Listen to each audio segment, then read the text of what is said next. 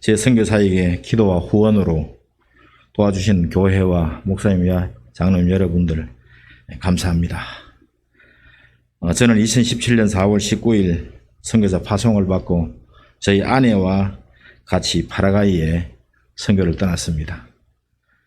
선교지에서 돌아올 때까지 5월 11일 날 거기서 떠났습니다. 근데 거기서 오는 길에 한 4일 걸렸고 또 격리해서 그래가지고 5월 28일 날 집으로 돌아올 수 있었습니다.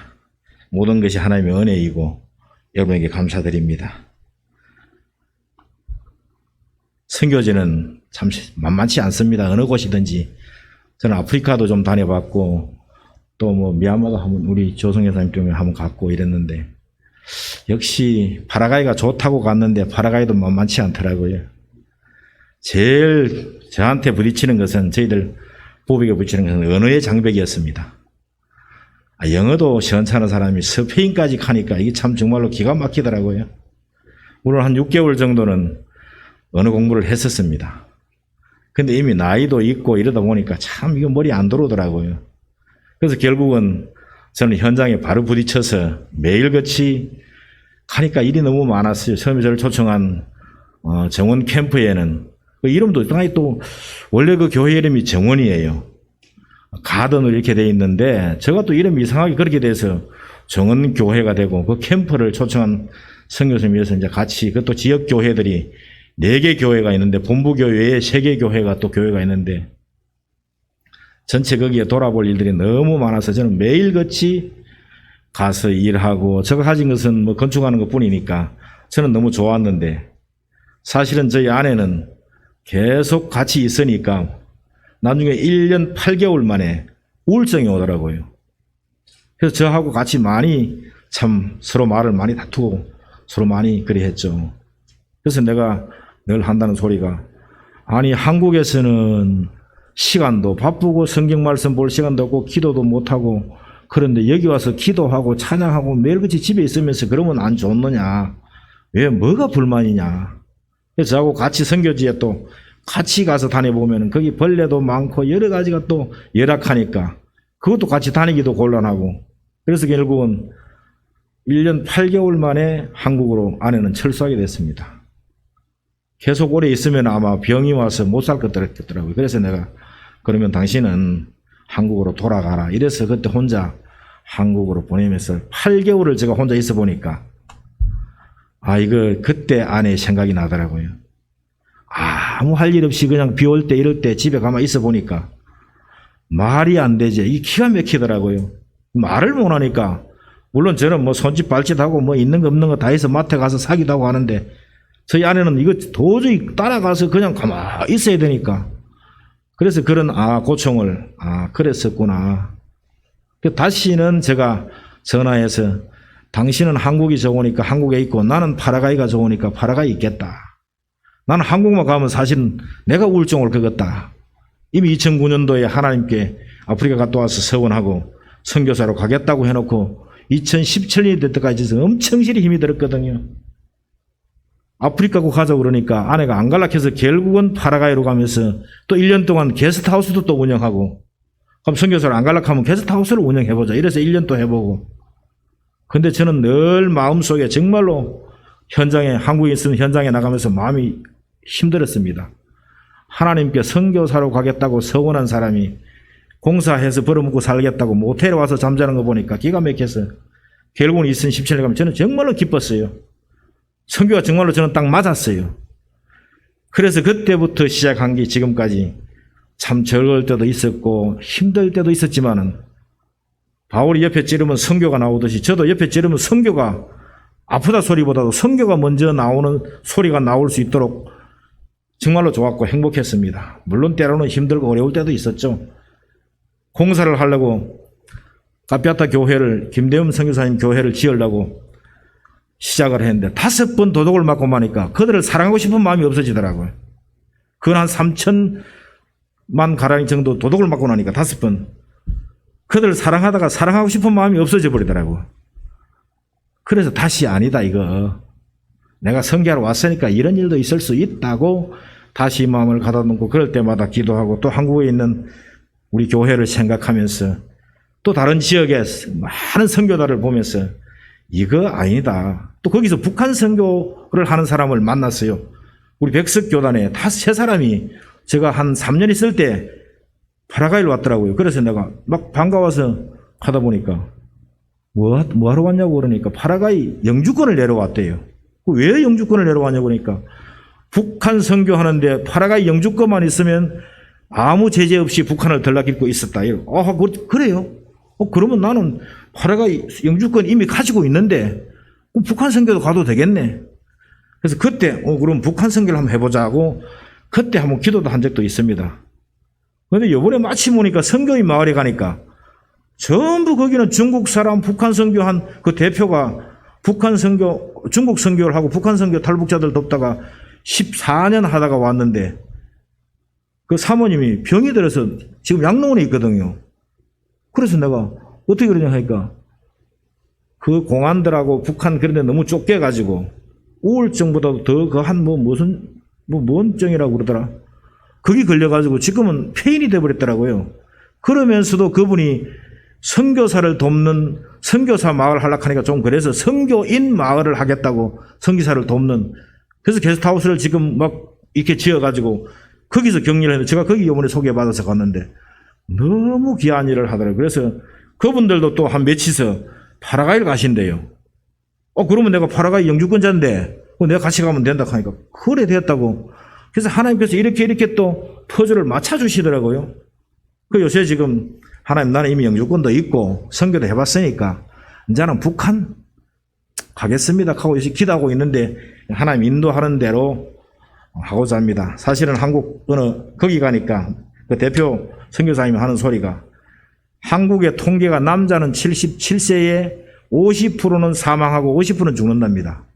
여자는 81세가 되면은 50%는 살고 50%는 죽는데요.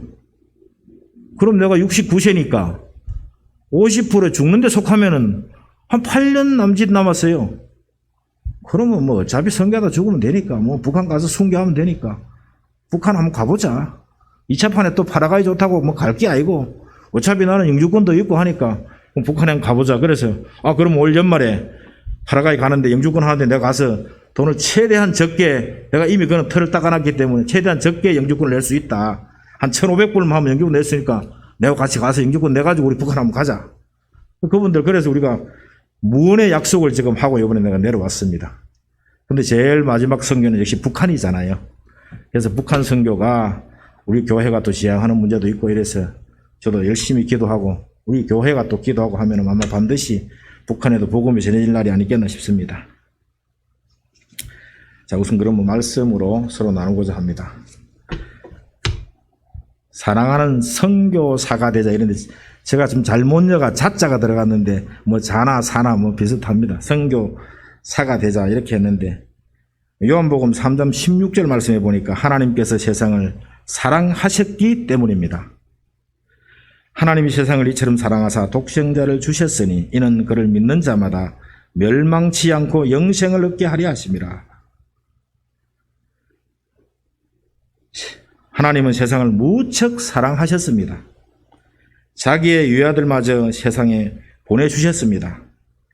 그러므로 우리도 세상을 사랑해야 합니다. 우리는 세상에서 많이 뿌리고 거두는 삶을 살아야 합니다. 또한 우리 교회가 그렇게 하고 있습니다. 또한 예수님의 제자이면 예수님을 따라가는 모습이 되어야 합니다. 본문 9절과 11절에 보니까 예수님께서 세상에 오신 현장입니다. 9절에 세상에 와서 모든 사람을 비추는 참빛이 있었나니 하고 말씀이 나옵니다. 그분이 세상에 계셨고 세상은 그분을 통하여 만들어졌는데도 세상이 그분을 알지 못했습니다. 그러나 우리는 또한 자기 땅에 오매 자기 백성이 영접하지 않았다고 성경은 말하고 있습니다. 그러나 우리는 세상을 사랑해야 합니다. 세상 속으로 또한 들어가야 합니다. 그 세상이 속해 있는 그곳에 세상을 사랑하며 예수님을 전해야 합니다. 잘못된 보수들이 이렇게 말하고 있다고 합니다. 세상은 더럽고 타락한 곳이라고, 우리는 그곳에 가서는 절대 안 된다고들 말하고 있습니다. 그러나 예수님은 세상을 사랑하셨습니다. 그곳에 낯선 곳에서 예수님이 또한 오셨습니다. 낮은 곳에서 예수님이 오셨습니다. 우리는 예수님을 닮고 따라가야 할 예수님의 제자인 것입니다. 세 번째, 세상은 필요한 것은 복음이며 사랑입니다. 마태복음 25장 37절과 40절의 말씀을 보니까 이에 의인들이 대답하여 이르되 주여 우리가 어느 때에 주께서 주신 것을 보고 음식을 대접하였으며 줄인 것을 보고 대접하였으며 목마른 것을 보고 마시게 하였나이까? 또 어느 때에 나그네 된 것을 보고 영접하였으며 헐벗은 것을 보고 입혀셨나이까? 또 언제 우리가 주님의 병드신 것을 보고 간호해 드렸으며 갇혔을 때 찾아갔습니까? 하고 말할 것입니다. 그때 왕은 그들에게 내가 분명히 말하지만 너희가 이들 내 형제 중에 아주 보잘것없는 사람 하나에게 한 일이 바로 내게 한 일이라고 예수님은 말하고 있습니다. 고린도전서 9장 22절에 보니까 바울은 약한 자들에게 내가 약한 자와 같이 된 것을 약한 자들을 얻고자 하며 내가 여러 사람에게 여러 모습이 된 것은 아무쪼록 몇 사람이라도 구원하고자 함이라고 말하고 있습니다. 또한 사도 바울은 그렇게 고백하고 있습니다. 또 사도 바울은 그들 속에 직접 들어가서 그들과 같이 아픈 곳을 어루만지며 그들이 필요한 것을 필요를 채우며 그들의 예수님을 전한 사람입니다. 그러나 세상에 속하지는 말아야 합니다.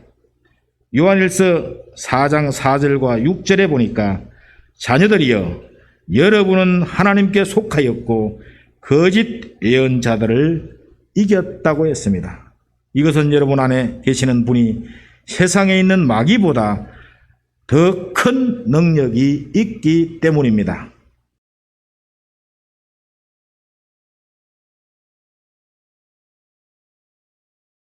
거짓 예언자들은 세상에 속하여 세상 일을 말하며 세상은 그들의 말 듣습니다. 그러나 우리는 하나님께 속하였으므로 하나님을 아는 사람은 우리의 말을 들으며 그렇지 않는 사람의 말을 듣지 않습니다. 세상은 선교지는 참으로 힘들고 고단합니다. 그러나 포기하지는 말아야 합니다. 고린도후서 11장 24절과 27절의 말씀에 보니까 사도 바울은 예수님 때문에 40에 하나 감하는 매를 5번이나 맞았으며 3번 태장으로 맞고 1번 돌로 맞고 3번 파산하고 1주야를 깊은 바다에 지냈으며 라고 성경은 말하고 있습니다. 참으로 많은 고난을 당한 사람입니다.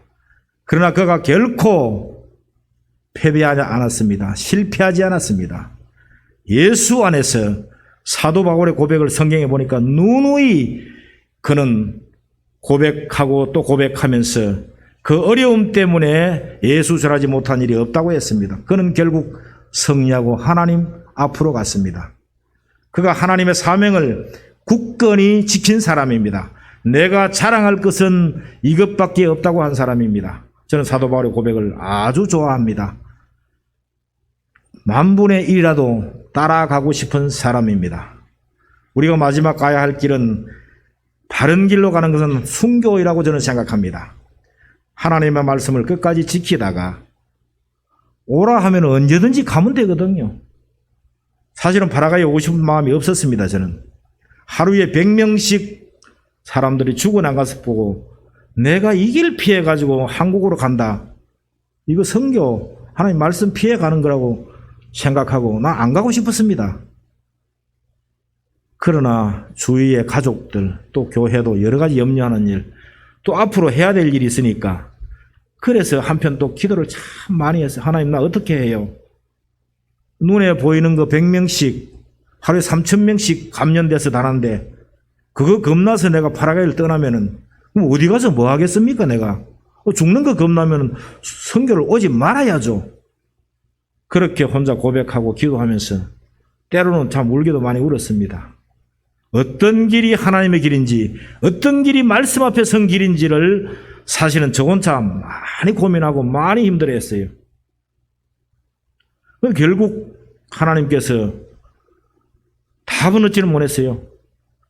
그러나 잠시 피해 있으라 소리를 저 마음속에 감동을 주시더라고요. 잠시 피해 있어라.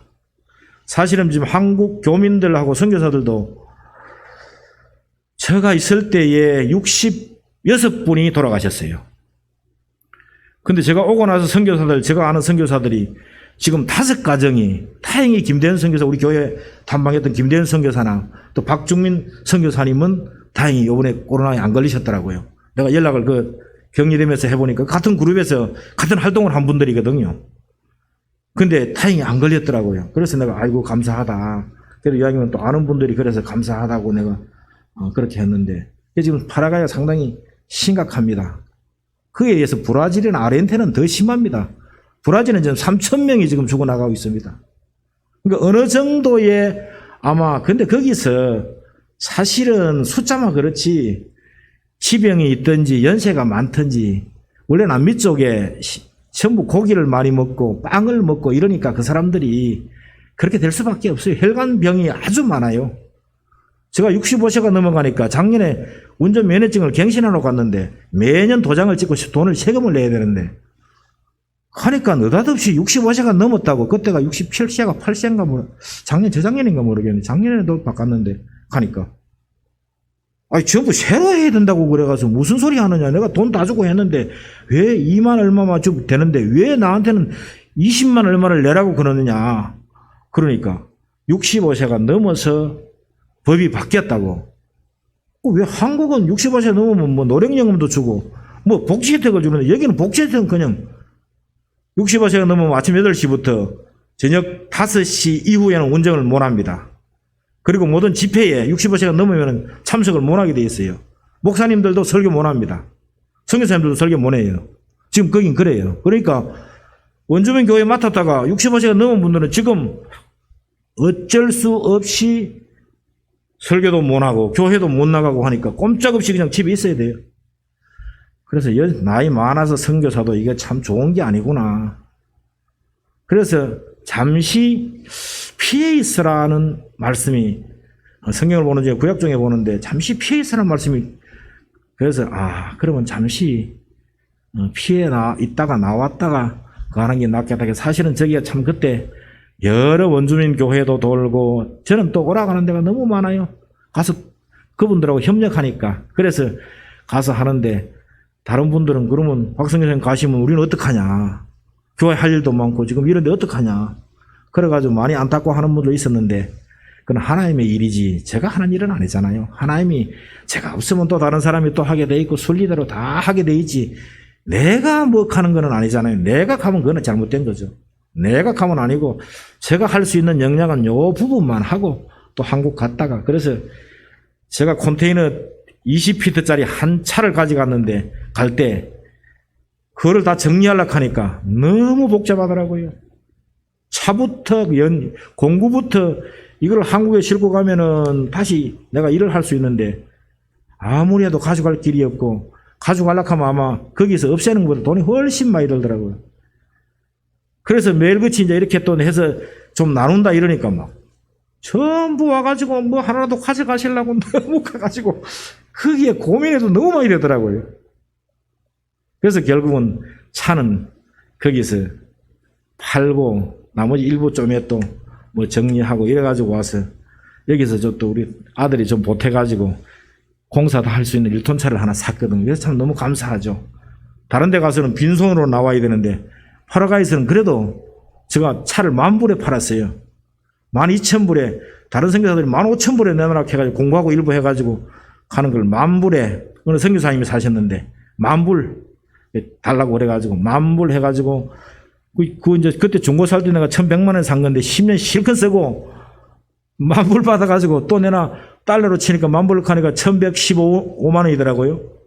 그 1,115만 원 받고 또 뭐 공구 좀 정리해가지고 결국 이 차를 또 하나님이 좋은 차를 뭐 한 3만 킬로 탄 거 중고를 다 요새 지금 어디 팔공산 산책로 놓는데 지금 매일같이 또 후배가 그전에 후배가 일을 도와달라고 그래야지 그게 또 열심히 가서 일하고 있는데 이제 벌어서 성교해야죠.